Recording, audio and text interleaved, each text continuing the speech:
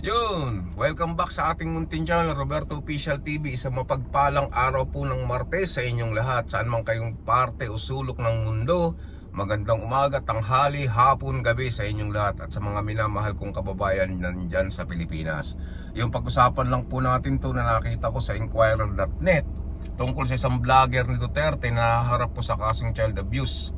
At posibleng mabitay po pag ito po ay napatunayan na siya po ay nagkasala. Ang pangalan po ng vlogger na to ay si Scobert Macarat, no? Pilam po ito, Filipino-American.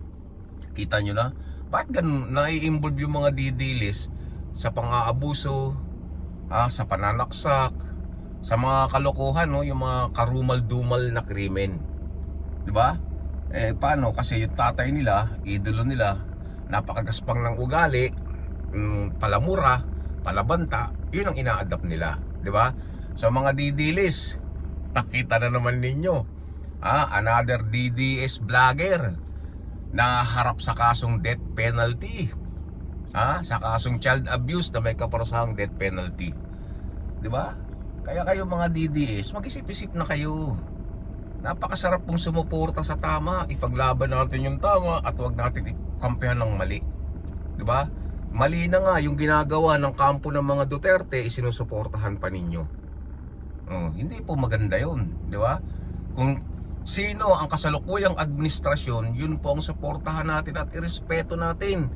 Huwag kayong tawag ng bangag, kung ano-anong masakit na salita na mismo kami, hindi ho namin nagugustuhan. Napakaswerte na ninyo at napakabait ng Pangulo, napakabait ng First Family. Hindi ho kayo ginagamitan ng dinadaan kayo sa legal na pamamaraan. Kung panahon ng tatay niyan, malamang may kalalagyan kayo, di ba? Ayan nakaharap sa death penalty, no, sa kasong child abuse. Aba, anong nangyayari sa mga DDS vlogger na mga ito, itong mga DD list na to?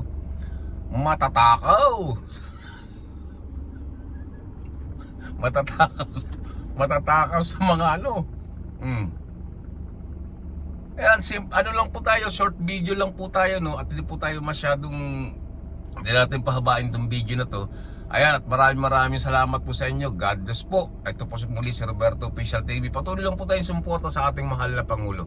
Huwag niyo kong kalimutang i-like, i-share, at i-subscribe na rin po ang ating munting channel.